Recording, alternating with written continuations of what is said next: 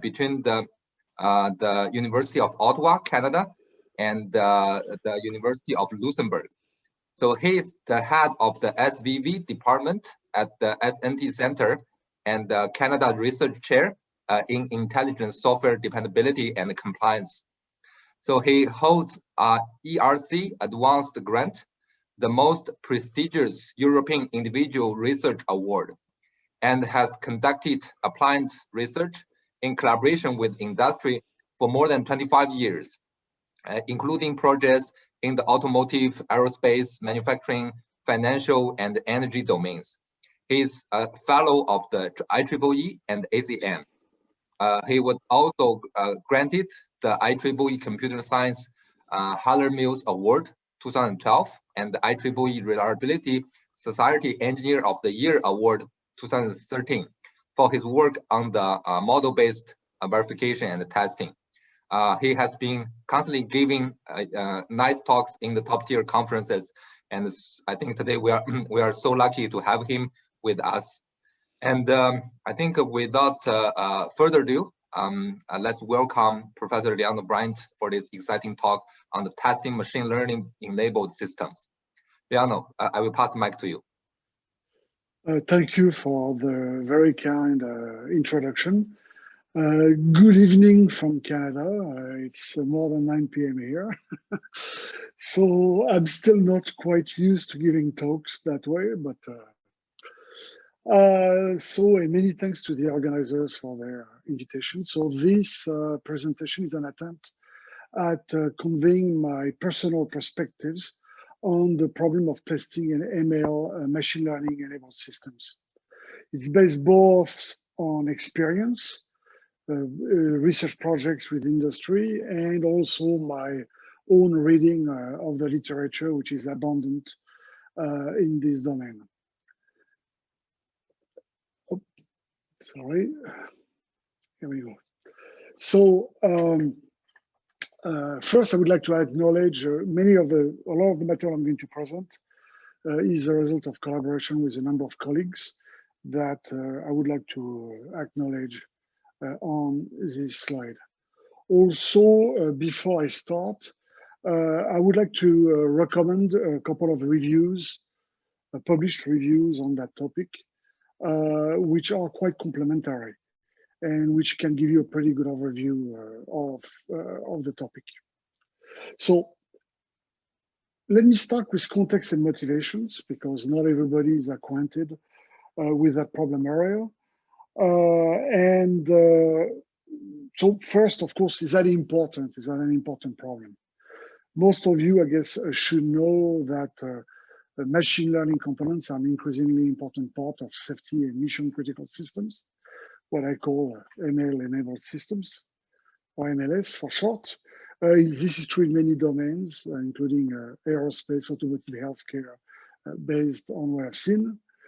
There are many different kinds of machine learning algorithms that are involved. It doesn't really matter what they are. The fundamental problems are the same.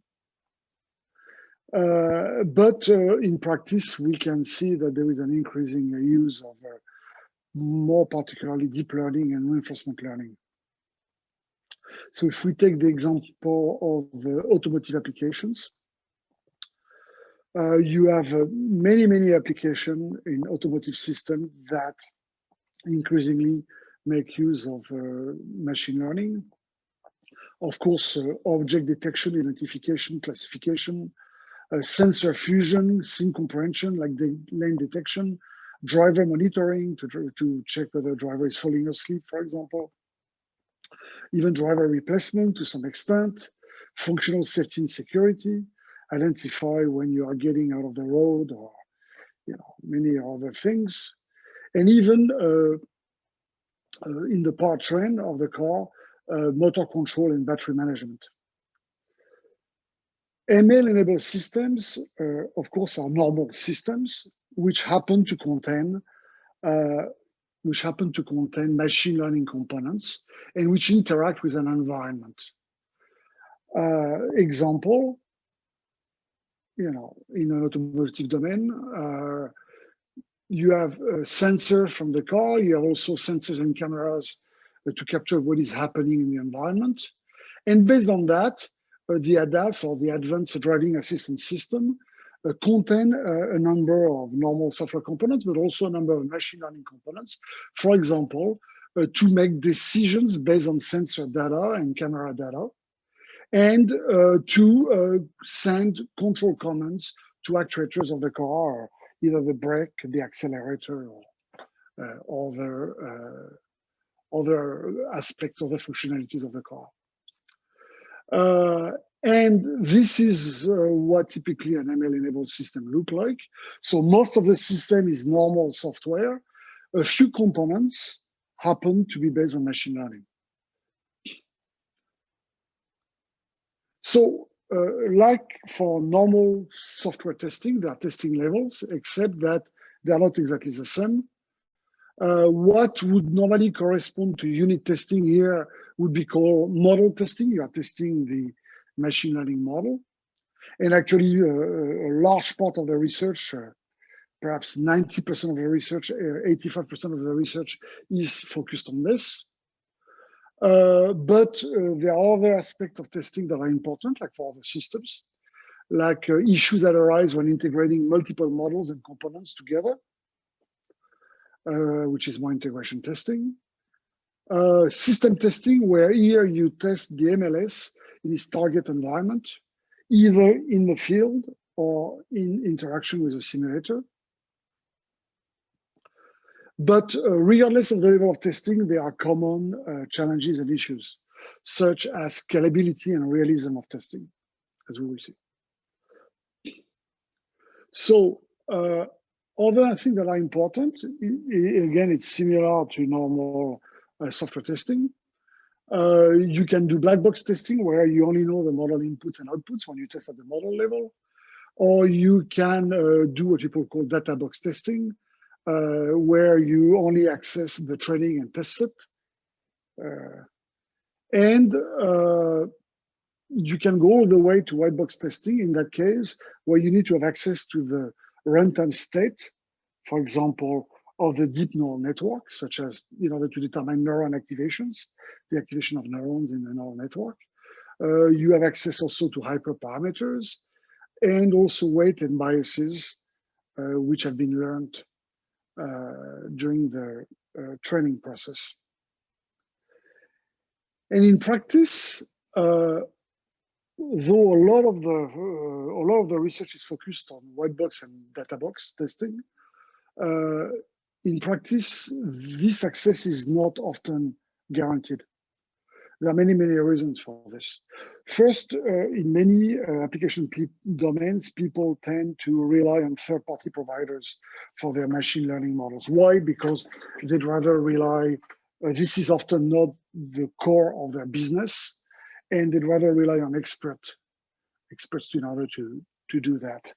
So, and usually experts are not willing to share their training sets.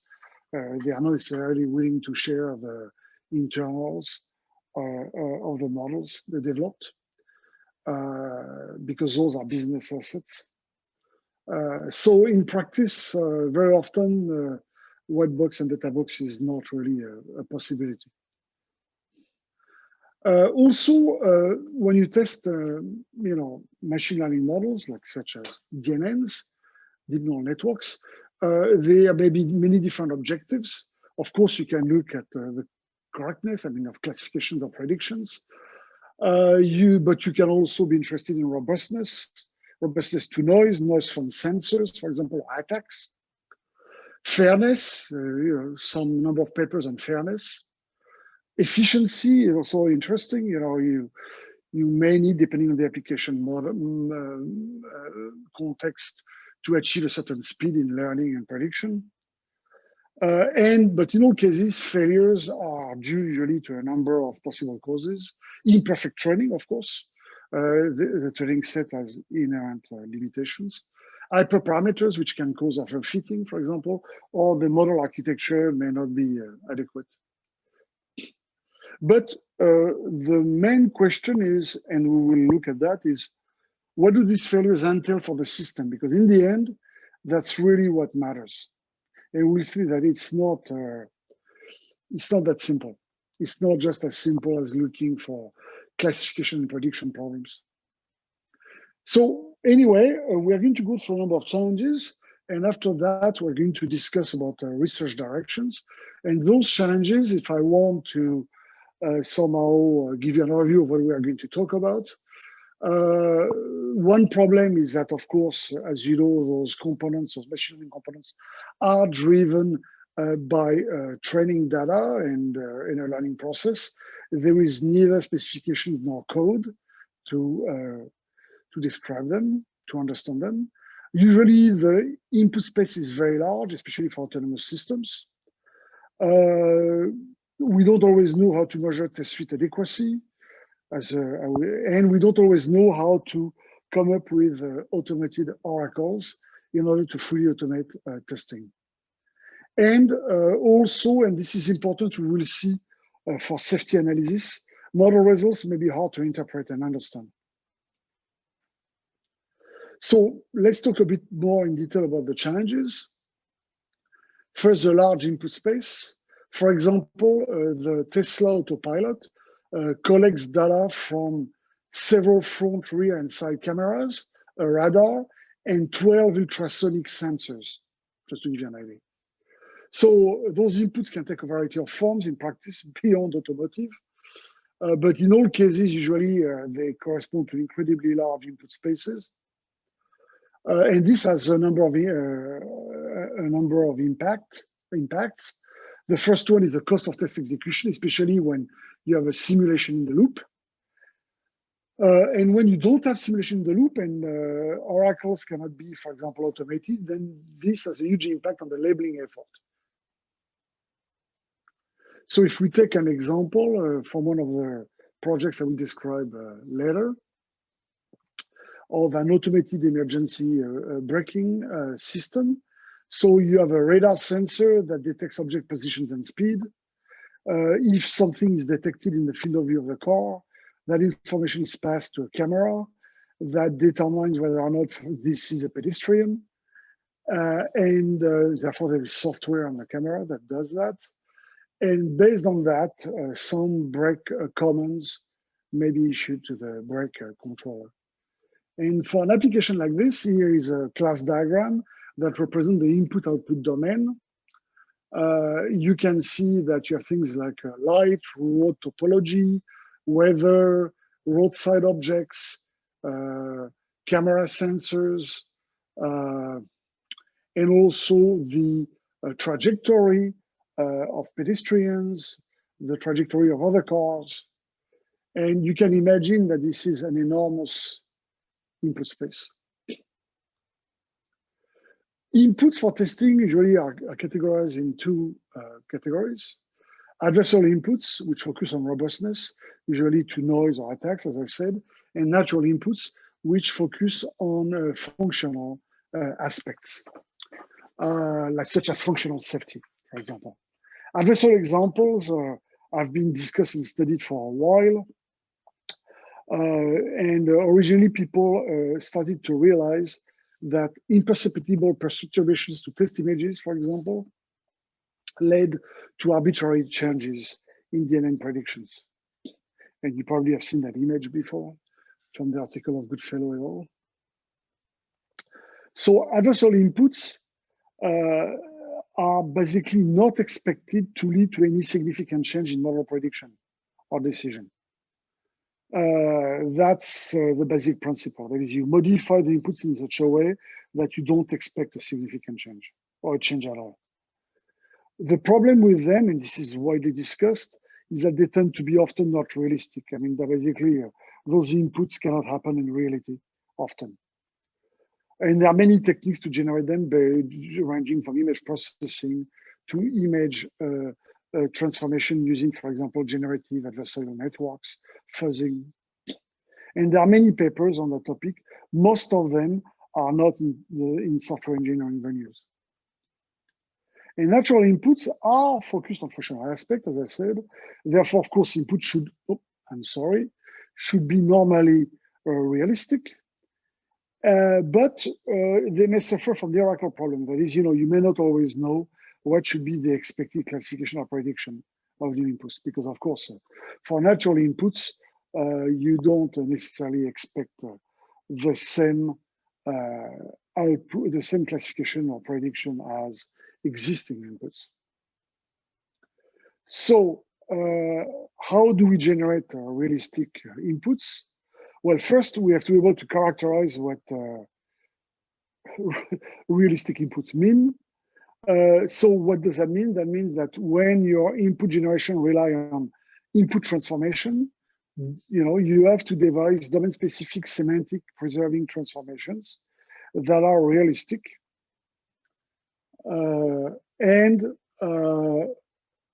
If, on the other hand, you rely on a simulator, preferably a high-fidelity simulator, we discussed that, to generate inputs, then what that means is that the fidelity of that simulator should be sufficient to achieve the level of realism that you expect. So, for example, to create useful and effective data for autonomous driving system, Deep Test by Chan et al. Performed a greedy search with 9 different realistic image transformation.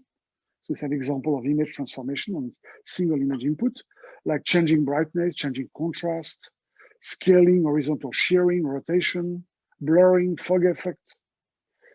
And that's an example of the first category of input generation.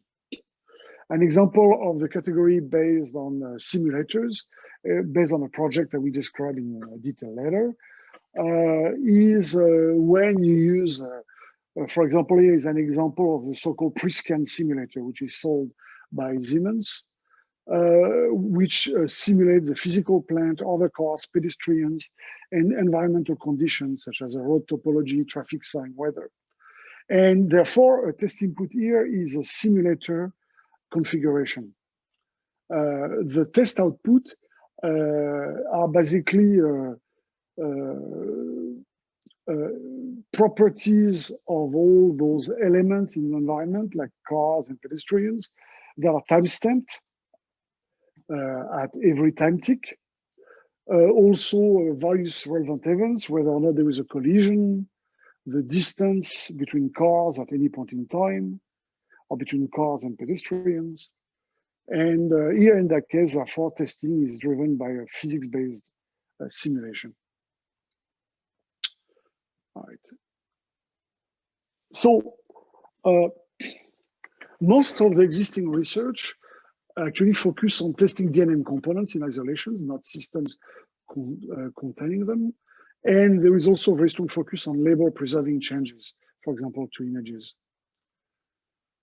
The research accounting for the impact of object dynamics, like car speed, in different scenarios, like, for example, when you have different road topologies, different weather conditions, is limited.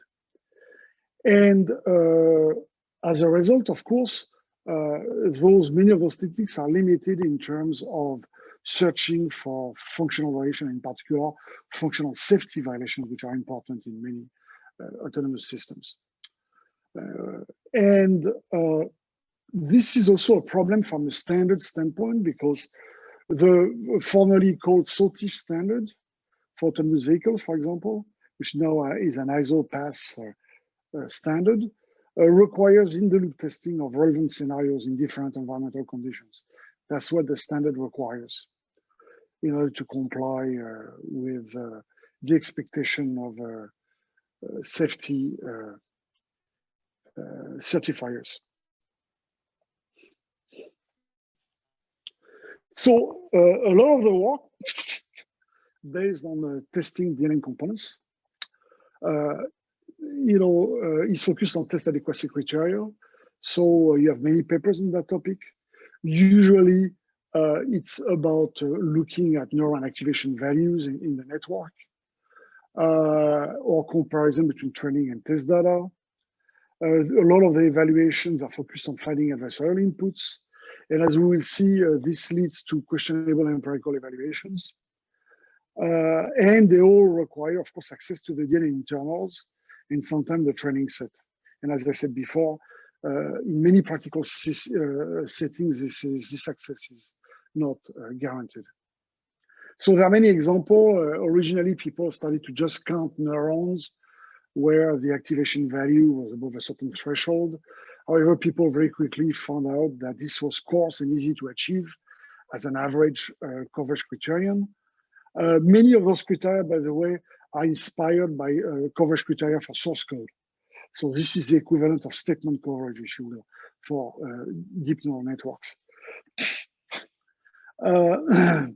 Then some might all extended that concept to, and adapted basically combinatorial testing techniques to that context and propose a number of more refined coverage criteria, but I won't go through the details. Then after that, Keynote proposed something that was more inspired by the research work in testing, which is driven by maximizing input and output diversity, which has been a stream of research in regular software testing. And as the research went forward, it becomes more and more complicated. And for example, this is an example of a technique called deep importance that was published in 2020. And by the way, all the references are in my slides at the end, if you want to know more. So they are getting more and more complicated. So here, the objective of that technique is to account for what neurons are important in terms of their impact on prediction or classification. And in order to make sure that coverage only accounts for important neurons. So there are a number of steps that I won't go through the detail, but I'll give you an intuitive idea. Here, somehow you measure the so-called relevance score for each neuron, which is a measure of the contribution of the internal neurons to the output through the layers. Then, because neurons in hidden layers are supposed to capture concepts at different levels, neurons that have similar activation values should capture similar concepts. So what happened is that for each neuron, some clusters are built in order to identify ranges of similar values. And then, similar to the technique I've presented previously, some form of combinatorial technique is used to make sure that all the clusters for all the neurons, or the combination of all the clusters for all the neurons, are somehow covered. And the assumption is that if you compute that coverage score, achieving a high coverage score entails diverse inputs that exercise many combinations of important neuron clusters, and therefore many different features in the image. So things got more and more complicated. And then there was an interesting paper that I will describe soon that started to question the assumptions behind those coverage measures. Code coverage measures, and it should be, of course, the same thing for deep neural networks, coverage measures, assume that homogeneity of inputs inputs that cover the same part of the program, for example, the same path, are homogeneous in the sense that they tend to pass or fail if they cover the same path. And also, it assumes that if you increase coverage, you increase the input diversity, and therefore your chances of finding faults. But there was a paper, an interesting paper at ICSI 2019 by Lee et al., which basically questioned whether those assumptions would hold. In fact, they demonstrated that they tend to break down. And they showed, for example, that most of the papers assess their coverage metrics by assessing how effective they are at generating test suites that finds adversarial examples. And the better the coverage measure, the more adversarial examples are found. And they have shown that adversarial inputs or examples are in fact pervasively distributed over the input space, which is divided, if you will, or partitioned by those coverage criteria. So that's kind of a contradiction to the first assumption. And also they found that actually very different numbers of adversarial inputs and different adversarial inputs are found with the same coverage, values. And in fact, that what adversarial inputs you find depend much more on the test generation strategy than on what coverage you achieve. And also they found that there was a weak correlation between coverage and misclassification for natural inputs. So of course, that was an interesting paper. Unfortunately, nobody else has kind of, I'm not aware of a paper that tried to go further with that. And of course, the last issue is scalability for the very complex coverage metrics, such as deep importance, for example. Now, even at the model level, we're looking for misclassification and square error, for example, for a regression problem. But uncertainty is inherent to a machine learning model because of training, because of because of the training process, the training set, and all that. So in a way, those misclassification and mispredictions are unavoidable to some extent. So then, what is a failure in a machine learning enabled system or MLS? What does that mean? You expect to some extent the MLS to be robust to machine learning errors. You would expect that. It's a component in the system. We know it has inherent uncertainty. We know that there are, as you will see some examples, there will be some misclassifications, some mispredictions. So we expect some mechanism to ensure the robustness of the system. And at the system level, of course, failures are more like requirements violation, like safety violations. So in fact, when we are testing MLS, MLS failures result from both the misprediction, the misclassification of the ML component, and the effectiveness of the countermeasures. For example, you can have, if it's a safety critical system, you can have safety monitors that are wrapping an ML component in order to check that there is no prediction is made that could endanger, the safety of the system. And in fact, so when we are looking for failures in MLS, that's really what we're looking for. Not just misprediction, but somehow misprediction or misclassification that the system was not protected against. So if I take an example, if you look at a deep neural network that predict key points in an image, so there are many applications of that, such as face recognition and others, as we will see. The goal of testing is to find a test suite that causes DNA to fully predict as many key points as possible within a certain time budget. But what is the impact of poor predictions of key points on the MLS surrounding it? So imagine, you are doing face recognition. And imagine that on the image you have 27 key points, which is the case in that case study I will present. You don't need the 27 key points to recognize a face. So if you know that certain key points cannot be correctly predicted because, for example, here they can be hidden somehow, you can rely on a subset. So not all mispredictions will lead to problems in the system. So this leads to the question of oracles.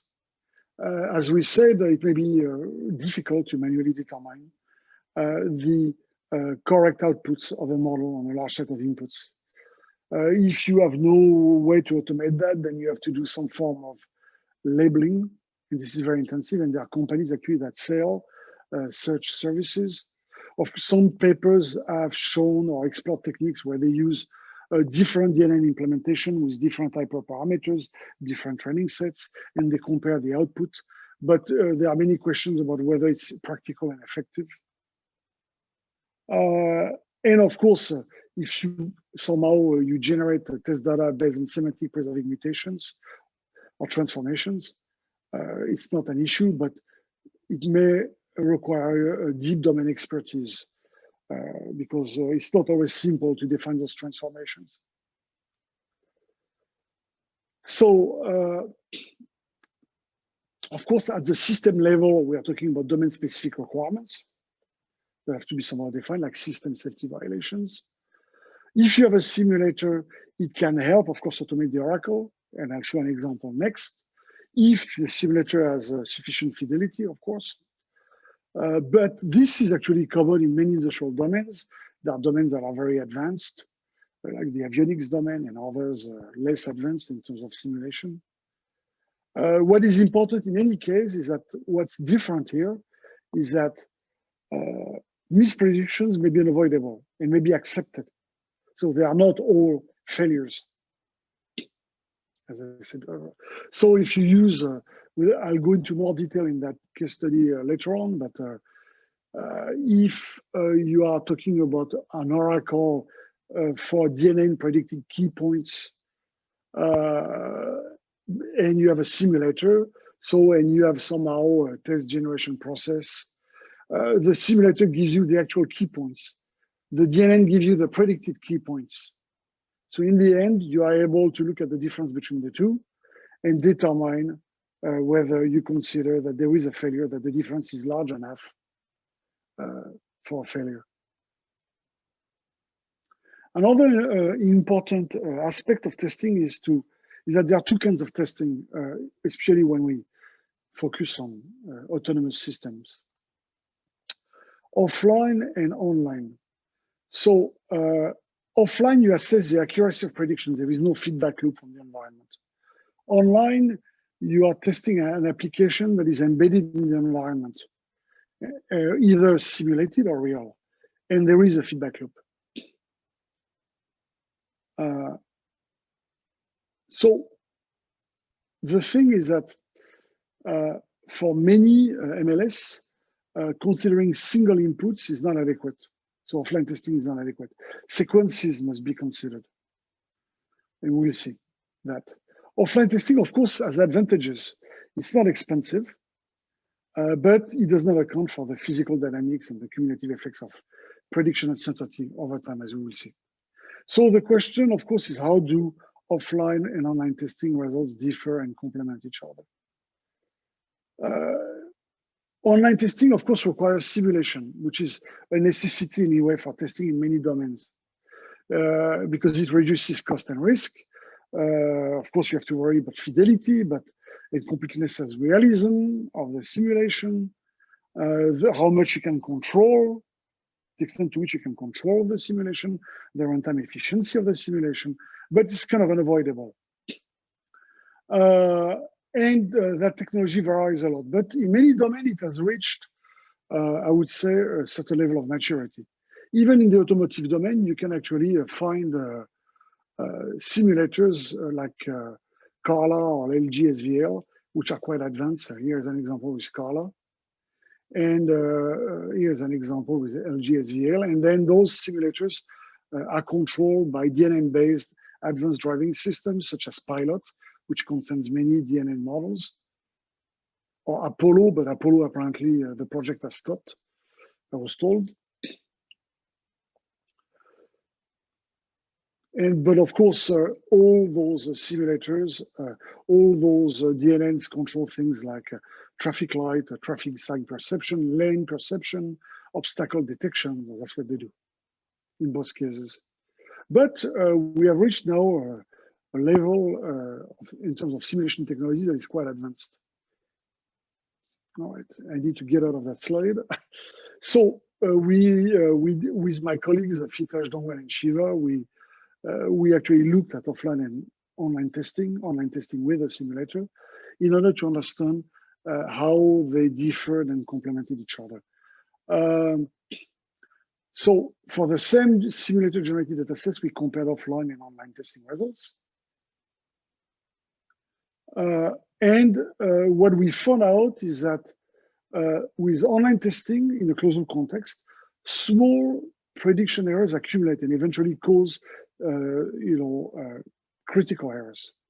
So the experimental results imply that offline testing cannot properly reveal safety violations. It's too optimistic, in other words.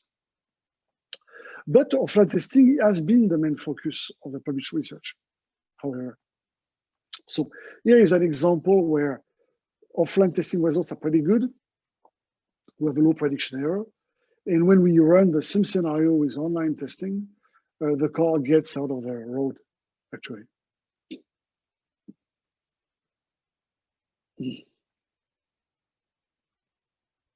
So then that leads me to functional safety. And we'll talk about that in greater details later on, but let me pose the problem. So it requires to assess risks in realistic fashion. And to assess risks, it needs to account for conditions and consequences of failures.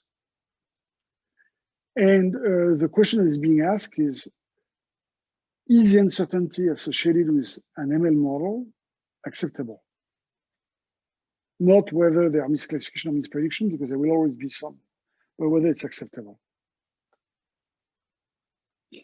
But to do that, you need automated support. It's not something that you can easily do manually, as you will see, and we'll talk about that. Another challenge area, and I'll conclude with that and move on to research directions, is the empirical studies that are used to assess testing techniques, adequacy criteria, and all that. There are relatively few studies in industrial contexts, despite the widespread use of machine learning in industry, which is surprising. And there is a lesser focus on integration and system testing, much more at the model level. The domains also that are investigated are quite limited, a lot on automotive, for example. And actually, there is no, as you have seen with the paper I mentioned before from ICSI 2019 by Lee et al., there is no widespread agreement on how to perform such studies. So every paper tends to do something different to assess their test technique. So now let me get to, now that we went through the challenges, let me get to the research directions. I will not cover all interesting topics, of course, due to time constraints. I will just select a few ones that I find important and interesting. So first, when we are talking, one fundamental question is related to the fact that there are many different forms of MLS testing solutions that are driven by how the problem is defined. So what are the factors that determine that problem? First, what is the objective of testing? Is it assess robustness to noise, to identify requirements violation, and what is the testing level? Second, what are the constraints under which a testing solution has to be devised? What are the importance of the environmental dynamics of the systems? Is a simulator available? Is that of sufficient fidelity? Or alternatively, is there a data bank available, for example, of road images? Do we have access to the model internal details, training set? What is the domain expertise? Can we easily define transformations? Do we have the expertise to do that? Realistic transformation of input. And all those factors tend to determine what test generation strategy you use.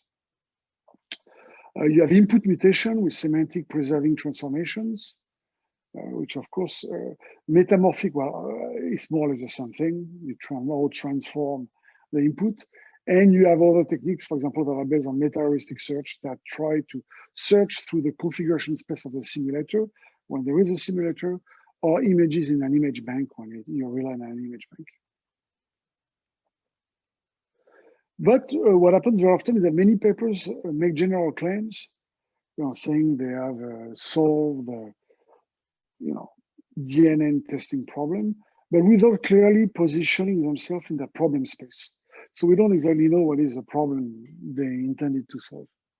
So if I take an example, let's say that you are interested in the robustness to real-world changes on images, such as weather, light, on automating driving decisions, such as the steering angle of the car. Here, there is no oracle problem because the classification of the prediction should not change.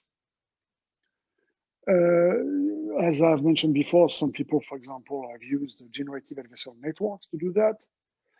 And I'll show an example next. But of course, the limitation is that you are limited to label preserving changes or transformation to existing images. So you limit the search of the input space. And of course, you can only do offline testing with the limitations I've mentioned before. So Zhang et al., for example, with DeepRoad, have used generative adversarial networks to generate new images. What they wanted to do is to use a technique that generated more realistic images, and which is the case of GANs. They tend to do that better than other techniques. Example 2, completely different context. Let's say you have an autonomous driving system with important, of course, dynamics in the environment that matter. You need to comply with safety requirements, and it's required by the standards you have to comply with, like the formerly called SOTIF standard. Therefore, you need to do online testing. Let's assume you have availability of a high fidelity simulator, but you have no access to model internal information. So of course, the challenges, as we'll see, is computational complexity due to the simulator, and of course, always the large input space. So here is an example of a project with my colleagues Raja, Nibale, and Shivo, where we did that in collaboration with a company called IE. We worked on that situation. So one of the systems we looked at was an automated emergency braking system that I've presented before. So what was our test approach? We use multi-objective search algorithm and SGA2. Why? Because our search for critical test cases was driven by a number of objective functions. The minimum distance between the pedestrian and the field of view of the car, which we wanted to minimize. The car speed at the time of collision, when there was a collision, which we wanted to maximize. And the probability that the object detected by the camera was a pedestrian, because we were testing the ADAS, the advanced driving system. We're not testing the software on the camera. So we are only interested in situations where you have a pedestrian that is detected by the system. Otherwise, there was a problem with the detection software on the camera, which is outside our scope. You will see for some reasons we use a simple machine learning technique or decision tree classification model to speed up the search and explain violations. Of course, the problem is that each time we generated a new scenario, we had to call the simulator to compute those objective functions. So that means that's why I said before that, of course, that type of online testing with a simulator is computationally expensive. So I don't have the time to go through the detail. I have a highly simplified animation to intuitively explain how it works. But basically, let's assume you only have a two-dimensional space, which of course is ridiculous. You have probably hundreds of dimensions. So you start by generating random scenarios. Scenarios here would correspond to simulation configurations. Then you compute the fitness of those scenarios.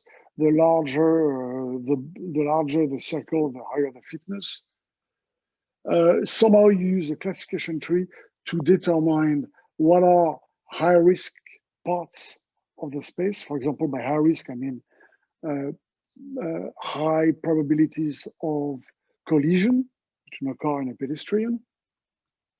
Once you have identified those high-risk areas, which are in gray here, you select the scenarios in that part of the space, and you breed using genetic algorithms.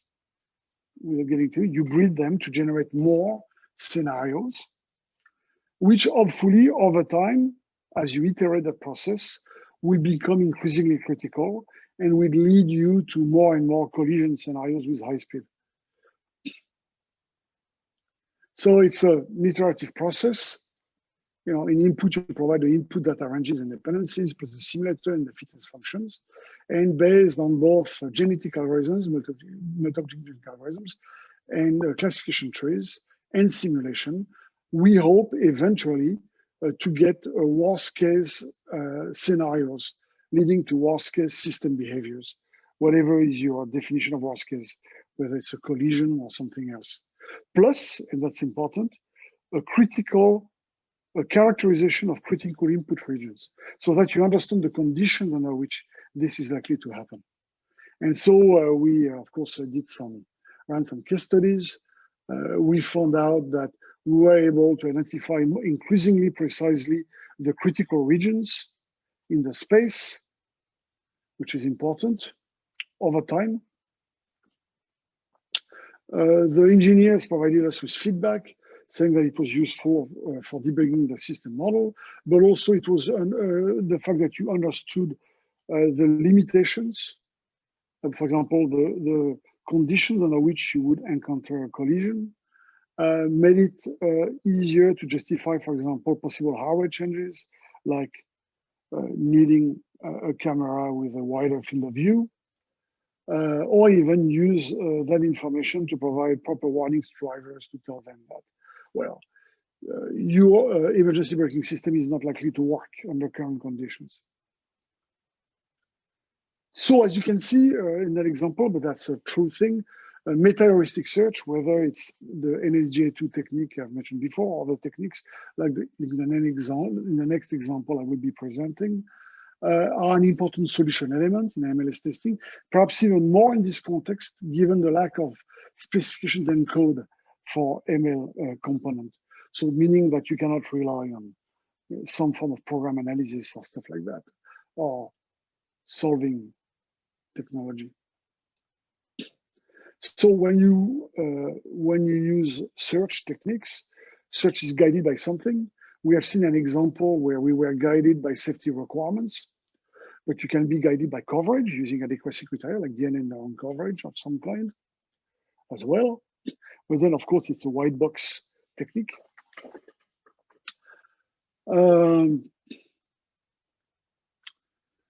What is interesting then is maybe would be to compare white box and black box approaches and see how they perform relative to each other, whether we actually lose a lot when we go black box. Though in practice, whether you do white box and black box is determined by practical considerations. What is your access to the internals of the model? So automatically detecting key points in an image or video is what we do with key points, as I've mentioned before, but you have a lot of other applications. For example, in the automotive domain, you have drowsiness detection for the driver. So this is a widely used technique, as I said before. So let's take that example to understand how search can be further used. And of course, we want to know whether we're able to predict accurately the key points. It goes without saying. So here, if we define the problem, so in the drowsiness or gaze detection problem, for example, in the automotive domain, when you have an internal camera that is filming the driver, each key point may be important for safety individually. So each key point leads to requirements for testing and a test objective, therefore. For example, in our case study with that company, we had 27 key points, therefore 27 requirements that could be violated. The goal was to cause, of course, a deep neural network to mispredict as many key points as possible. The solution here was to use not an SJ2 like in the previous example, but a so-called many objective search algorithm. The reason is that we have a large number of objectives, 27 objectives, and they tend to be independent because what we care is to find violations for each key point independently. So that project was done with my colleague Dongwan and Fitash. So I'm going to go back to showing the same picture as before, but explaining the details. So we have an input generator, which is based on search. As I've mentioned before, a specific search technique. Provide inputs under the form of configuration parameters to the simulator that generate images. The DNN then predicts the key point positions.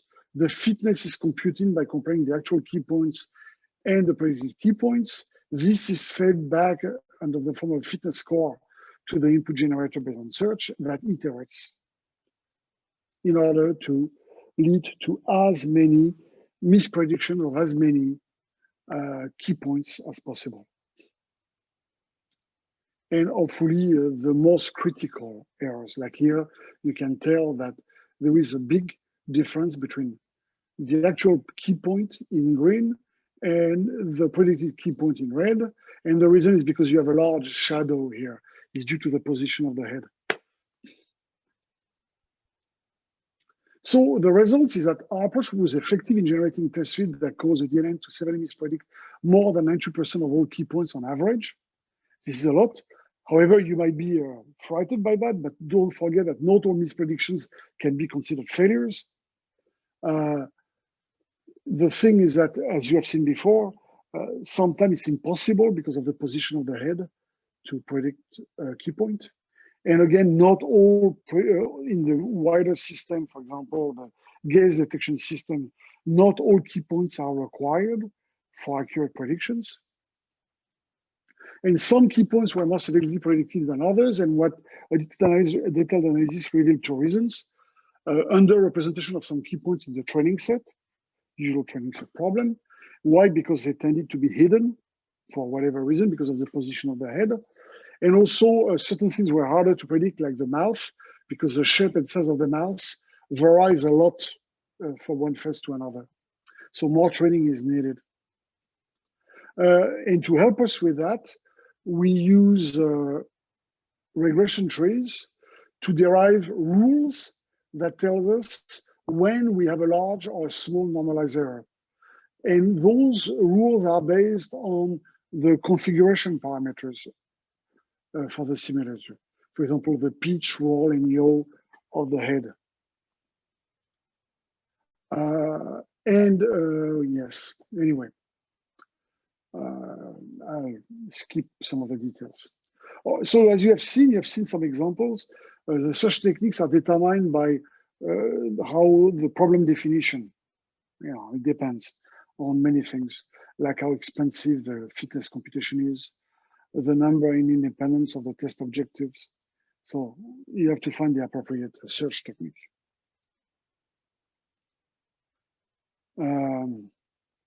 So safety engineering for ML system, you remember what I said, we need to understand conditions for critical failures, in terms of configuration parameter for a simulator, in terms of the presence of concepts in an image for real images. This is required for risk assessment. So we need techniques to help with that. So of course, the typical way of assessing a DNN is to train the model, feed a test set, for example, with images. Let me take example with images here as input, and identify high error inducing test images and compute the DNN accuracy. However, it's not enough for risk analysis. This is not enough. So here is an example of a project where we wanted to help people with their current manual practice, which is simply to look at many, many images and understand what is happening, which is not really feasible and which is very error prone. Okay. So there is some work that exists in the machine learning community where people have generated what's so-called heat maps. What are the heat maps? They somehow identify which pixels are important for a given classification or prediction. So for example, the heat maps highlight the hair and tend to show that, for example, a female doctor is predicted as a nurse because she has long hair, for example, which of course is not what you want. So it's a way people have been using to try to understand the problems with deep neural networks, at least for images. But of course, the problem in our situation is that heat map should be manually inspected, and underrepresented but dangerous failure causes might not be noticed because there are so many images. And of course, it doesn't also help very much with DNN debugging, debugging the deep neural network. So we defined a strategy called HUD for heat map-based and supervised debugging to do that with my colleagues, Azen, Fabrizio, and Mojtaba. We applied it to a number of DNNs for gaze detection in the automotive domain, open, close, eyes detection, or head pose detection, or landmark detection, like before, the key points. So if I'll use the gaze detection example where we try to see where the driver, in which direction the driver is looking. And it's a classification problem because the angles have been divided into classes. So we define a technique, I'm not going to go into details, where we somehow cluster the error-inducing test images. Those clusters are inspected in order to understand what the root cause is, and you will see examples. And then those clusters are used to build additional training images to improve the accuracy of the DNN, where we build, based on the clusters that we have identified in the first step, of very interesting test images, we build more and more images that belong to those clusters in order to train and improve the DNN. So the heat map generation is done at all layers in the deep neural network. So those are examples, further examples of heat maps in our case, where you can see here that the pupil is used for prediction, but nothing else, as expected. So heat map clustering, for each layer in the deep neural network, we compute distances between images, between error-inducing test images. We use agglomerative hierarchical clustering with some technique in order to identify the optimal number of clusters. And we pick the best layer, which is a layer that minimizes a normalized intra-cluster distance. And based on that, we present the root cause clusters to the engineer in order to help him identify the root causes of those errors. So, for example, here is an example from a case study. In a cluster one, we had a cluster of images which corresponded to borderline cases between two classes. Because remember, we discretized the angles. So here, there is nothing much to do except for generating more examples along the border between classes. But we also had another example where we were missing a class. We realized we were missing a class, the class where the eye was in the middle center looking straight. So of course, it couldn't be predicted. And also incomplete training set where we didn't have enough images where the eye was nearly closed. And therefore, the DNN didn't know how to deal with this. So, of course, certain of these techniques, this is an example, are driven or defined according to the type of inputs. In our case, it was images, and how the risk is evaluated. Okay. There are other topics that I'm going to skip because we're running out of time. We need to work in terms of research on testing the MLS robustness to errors in machine learning models. We need to make simulation-driven testing more efficient, and we can try to use surrogate models to try to avoid simulation when it's possible. And I won't go through the details of that, but that's an important research direction, using surrogate models to avoid simulations to the extent possible. And of course, empirical studies try to come down to agreed upon methodologies to run those empirical studies, to assess those techniques, to deal with the non-determinism in training, to have good benchmark from which we can generalize, and also have studies that also look at the cost and scalability of solutions, not just their fault detection effectiveness. And of course, as I said before, we are not only assessing models, we want to assess models in the context of systems. That should also be part of our empirical studies. So very quickly, the testing community, I conclude, the testing community has been very good at contributing or adapting testing techniques from classical software testing to deep neural networks. However, the research should be somewhat refocused. As usual, it's normal at the beginning in particular, research tends to take the path of least resistance, but we need to shift the focus to increase impact. More focus on integration system testing, not only model accuracy, but also model-induced risks within a system. Therefore, safety engineering in the context of machine learning-enabled systems. More focus on black box approaches because this is needed in many practical contexts. A comparison between white box and black box approaches is interesting too. More industrial case studies, especially outside the automotive domain. Work beyond the perception layer when deep neural networks, for example, are used for control aspects. Focus more on online testing than on offline testing for reasons I've mentioned. And study scalability issues, for example, due to simulations, like I've briefly mentioned before.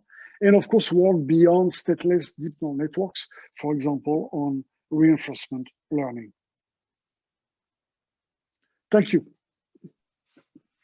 Thank you, Professor Bryant, for this really insightful and inspiring talk. I really enjoyed the presentation.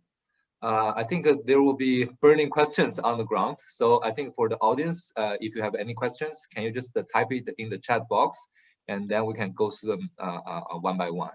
I think before the questions coming in, maybe just ask one quick one to Brian. And so you mentioned quite a number of different important assumptions or aspects for the machine learning testing. For example, this online and offline, seems that online is more important, and also the needs for the domain knowledge to produce this semantic preserving metamorphic transformation.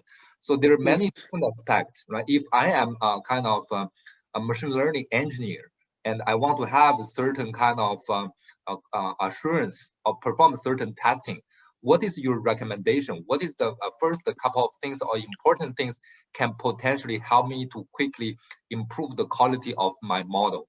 So I want to see you. First, yes, of course, that's a very general question, but first you have to well define your problem, Yeah. That is, remember I showed that slide, for example, in terms of constraints. What situation are you in? Do you have access to high-fidelity simulator? Do you have access to the internal of the models? Do you have access to the training set? What exactly? Is that a safety critical system with complex environmental dynamics or not? So you have to well define your problem, and this is going to drive your solution. I mean, inevitably. Okay. And of course, domain expertise, as you mentioned also. So as I said, if you, I gave that example, I have two examples. Example one, but example two, where, this was our problem with our company, the company we worked with. So it's completely different from example one, which is the work of Zhang et al., which is the completely different problem, which is defined here. Yeah, I feel the challenge is that if I'm building a kind of machine learning based system, right? If I want to do a certain testing, it is actually at the very beginning, it's hard to know where to start, right? We have too many parameters to consider. We have too many scenarios to consider, and I need to gradually build my this kind of metamorphic mutation operators, right? So this is a kind of yes. Yeah. Yes, but in fact, usually the problem is defined by the environment where you work. Okay. I mean, and that's why it's important for us researchers to clearly define our target, in terms of the problem we are solving. Yeah. Not say I'm working on DNN testing, because that doesn't mean anything.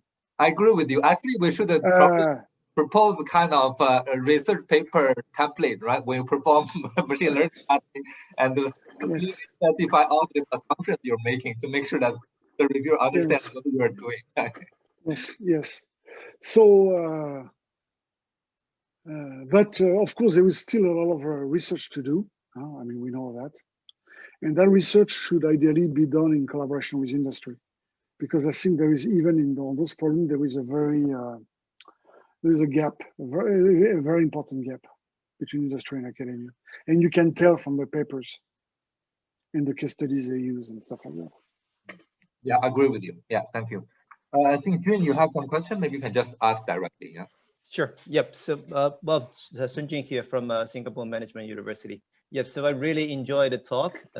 Our group have been, looking into some of these questions as well, and then we actually had a big grant looking into some of these, fundamental problems. But then, as you say, these questions seems to be really complicated. I particularly enjoyed the part that you discussed all these, coverage that people proposed for testing DNN. And then seems to me many of them are less justified. There is no correlation from this coverage to the effectiveness of a test suite, which achieves certain high coverage, whatever the coverage is. So if I have to go down one more step, what I'm thinking is what we are trying to do in terms of coverage is basically to try to find a feature which correlates with the quality of a test set. Now, for programs, that's doable because programs have a fixed target, the specification. They have a fixed, more or less, structure, which allows to, find all kinds of these features. But then for deep neural networks, it seems to be, if I do have such a coverage, in my mind, it's always possible to train another neural network with a slightly twisted objective function, maybe taking the coverage as part of the objective function so that it will satisfy whatever coverage that you demand. And then given the knowledge that neural networks can be used to mimic any kind of function, that's probably possible. If that is the case, basically that says, whatever coverage that you find, likely, it will not be working that well. If there's some attacker-minded guy there. As I've mentioned, there is a very interesting paper by Li et al. From 2019 at ICSI, and here I've summarized the results. Yep. So basically, yeah, it doesn't look good. Of course, It was in 2019. Some additional coverage measures have been defined after the publication of that paper, but I don't think it changes fundamentally the problem. Yeah. Yeah. So what then? I mean, if I may ask, what is your take on that? In terms of the search for a good coverage, I mean, it might not be any there. Well, I'm not sure you should use structural coverage for DNNs. It's not clear whether you should do that. Actually, there are other things you could use, but not that. Especially that, as I said, in many situations, you don't even have access to the required information anyway. So I see. Well, yeah, sounds like it's a complicated question. We have to do research, I guess. And then, and then also one of the things that you mentioned that I resonate quite a lot is, you mentioned that there's a lack of a specification basically in many of these scenarios. And it seems to me that that's a key point. For programs, even though it's not written down, it's there. But then for DNNs, it's really no. Yeah. The behavior, of course, of DNN components is learned. So, in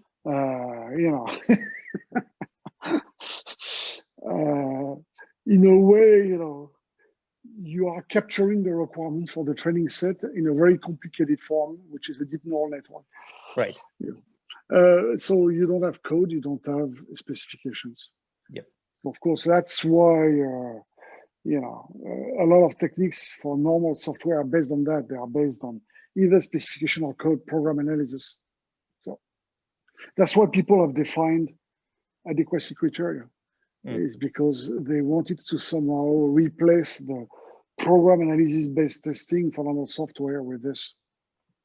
But that paper by Li et al. Doesn't suggest that this is very good. Unfortunately, I haven't seen a follow-up paper of that paper. More people should do that type of studies. I see. Well, I mean, I mean, not that is relevant. We had some similar study just to see whether there's some correlation between all this. But then, it didn't turn out good. Published? I'm interested. If it's it's published. But then more or less the same result. We tested a lot of. Can you send it to me? Sure. Can you send it to me? Yeah, more than happy to. Yeah. All right, yeah, that's all the question I have. I look forward to discuss more on this. Seems like there are a lot of unanswered questions. Okay, let's see. I think it's already 10 a.m. I don't want to drag this for too long. Any other last questions from the audience?